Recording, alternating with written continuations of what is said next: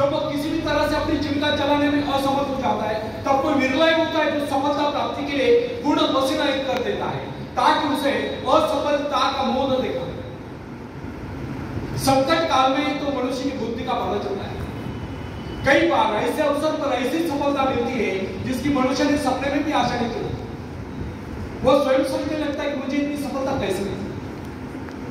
वास्तविक ऐसी शक्ति हर इंसान के भीतर छुपी होती है, परंतु वो उसे पहुंचा नहीं पाता। जैसे वो सफलता से गिर जाता है, वैसे ये शक्ति बाहर निकलकर उसकी सहायता करने आती है। जो काम इससे पहले वो असंभव समझ रहा था, वही काम पूरे होने लगते हैं। इसका कारण यह है, जब मनुष्य का जीवन चारों खतरों से गिर जाता है, तब उसे बाहर निकलने के लिए वो हाथ पैर मारना शुरू कर देता है। इस संघर्ष से उसकी बुद्धि तेज हो जाती है, उसमें प्राकृतिक नैसर्गिक शक्ति आ जाती है। फ्रेंड्स, अपने जरूरतों की पूर्ति के लिए संघर्ष करना हम सभी का कर्तव्य है। संघर्ष से तो हमें सफलता मिलती है। जिनमें संघर्ष करने की इच्छा ही न हो, वो तो असभ्य और जंगली कहलाए। आवश्यकता तथा आवश्यक पदार्थों की दुर्लभता ही सदा से मानव जाति के विकास का कारण है। हर सभ्यता और संस्कृति का आधार श्रम और संघर्ष का, जो अपने लक्ष्य पाने में खो गए वही उद्देश्य है। कई वैज्ञानिक अपने साधना में लीन होकर अपने लक्ष्य को पाने के संघर्ष में जूझते रहे। उनके परिवार जन अभावग्रस्त होकर भूखे बन रहे, परंतु उन्होंने अपने उद्देश्य को प्राप्त करके चैन की सांस ली। जब उन्हें सफलताएं प्राप्त हुई, तो लोगों को उनके आविष्कार की शोध बहुत बड़े आश्चर्य से प्रतीत हुई। फ्रेंड्स, आवश्यकता ही आविष्कार की जगह, शोध की जगह। यह जरूरत का ही कमाल है जिसने मानवीय सभ्यता को कहां से कहां पहुंचा दिया। अश्मयुग से संगणक युग तक जरूरत की लक्ष्य का निर्माण करते। इस पाने के लिए वैज्ञानिक तथा शोधकर्ता जी जान से जुट जाते हैं।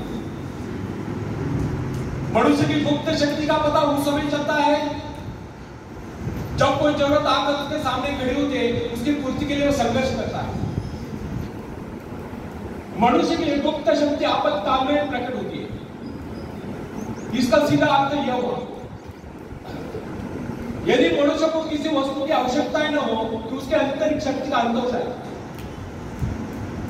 बाहरी सहायता लेने से भी इस आंतरिक शक्ति को बाहर निकलने का अवसर नहीं होता।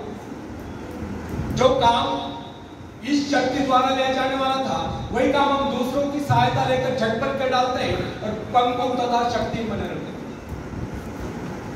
इसलिए फ्रेंड्स, हमें एक बात कदापि नहीं भूलनी चाहिए कि अपने मित्रों की सहायता लेने के बजाय या दूसरों की सहायता लेने के बजाय अपनी आंतरिक शक्तियों की सहायता लेना हमारे लिए अधिक उचित है। क्योंकि आत्मनिर्भरता एक ऐसी शक्ति है जो मित्रता, प्रभाव, धन संपत्ति, ऊर्जा या बाहरी किसी भी प्रकार की सहायता, इन सब की सामूहिक शक्ति से ही शक्तिशाली है। फिर से जोड़ता हूं, आत्मनिर्भरता एक ऐसी शक्ति है जो मित्रता, प्रभाव, धन संपत्ति, ऊर्जा या बाहरी किसी भी प्रकार की सहायता, इन सब की सामूहिक शक्ति से ही शक्तिशाली होती है। आत्मनिर्भरता की सहायता लेकर मनुष्य भीषण से भीषण बाधाओं को भी पार कर जाता है, भयंकर कठिनाइयों पर भी विजय प्राप्त करता है, बड़े से बड़े आविष्कार लेने की शोध करने में भी सफल हो जाता है। इंसानी गुणों में सबसे अधिक शक्ति आत्मनिर्भरता की है। जो इंसान अपने सहारे जीता है, जो अपने बल पर चलता है, जो अपने लक्ष्य पर चट्टान के भांति बैठा हुआ है, जो बाधाओं को सामने देखकर जरा भी विचलित होगा, जिसे अपनी कार्य कुशलता और कर्म शक्ति पर पूरा विश्वास है, वही सफल होता है। सत्य, पवित्रता और सुंदरता पर प्यार करना मनुष्य का स्वभाव है।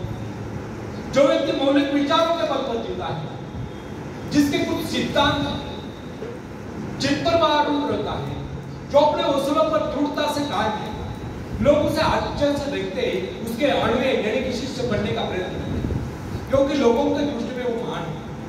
फ्रेंड्स, यदि आप भी महान बनना चाहते हो, तो अपनी शक्तियों को पहचानो। ईश्वर ने जो शक्ति आपको प्रदान की है, वो आपके भीतर छुपी हुई है, उसे उसे जगाकर बाहर लाओ। यदि आप उसे जगाने में सफल होंगे तो सफलताएं आपके कदमों तले होगी और आप कामयाबी के शिखर पर होंगे। आखिर में हरिवंश राय बच्चन जी की कविता में पेश करता हूं।